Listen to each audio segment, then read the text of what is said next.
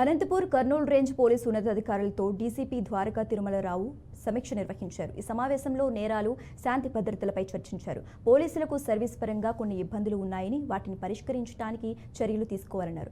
SP నుంచి SA వరకు క్షేత్రస్థాయిలో పరిశీలించాలని సూచించారు. సామాన్య ప్రజలకు సైతం సేవలు అందించాలన్నారు. చట్టాన్ని గౌరవిస్తూ మానవ హక్కులు ఉల్లంఘించకుండా న్యాయం చేసేలా చర్యలు చేపట్టాలన్నారు.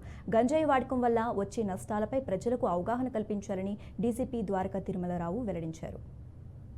ఆఫీసర్లందరూ ఈ రెండు రేంజ్లకు సంబంధించినటువంటి నేర సమీక్ష, అదేవిధంగా శాంతి భద్రతల విషయాలు ఎట్లా ఉన్నాయి, కొంతకాలంగా ఎలా ఉంది, ఇప్పుడు ఎలా ఉంది, వాటికి మనం ఎలా చిన్న చిన్న మార్పులు చేసుకొని ఎలా చేయవలసి ఉంటుంది, అదేవిధంగా ప్రతి జిల్లాలో ఉన్న ప్రాధాన్యత అంశాలు ఏమిటి, ప్రతి జిల్లాలో ఉన్న సవాళ్ళు ఏమిటి, ప్రస్తుతం ఉన్న ఛాలెంజెస్ ఏమిటి, అవన్నీ కూడా చర్చించుకోవడం జరిగింది. కొన్ని వనరులు, ఇంతకుముందు మాకున్న వనరులు కొన్ని వెనకబడిపోయాం.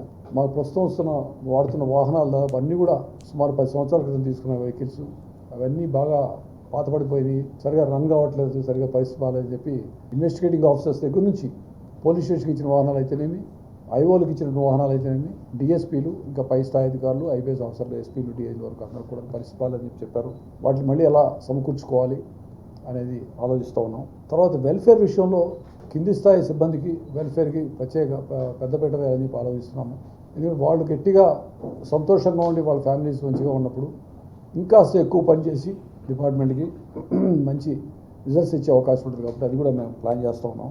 మా బేసిక్ పోలీసింగ్ అనేది మర్చిపోకుండా క్షేత్రస్థాయి పర్యటన చేసుకోవడం, ఎస్పీలపై ఇన్స్పెక్షన్లు చేయడం, పోలీస్ స్టేషన్లతో ఎప్పటికప్పుడు చూడటం, ఎంత టెక్నాలజీ వచ్చినప్పటికీ ఫిజికల్గా ఆఫీసర్ పోతేనే ఆ పోలీస్ స్టేషన్ యొక్క పనితీరు మెరుగుపోయే అవకాశం ఉంటుంది. ఆయనకు కూడా మంచి అవగాహన వస్తుంది, ఏది ఎక్కడ ఉంది, ఎట్లా ఉంది.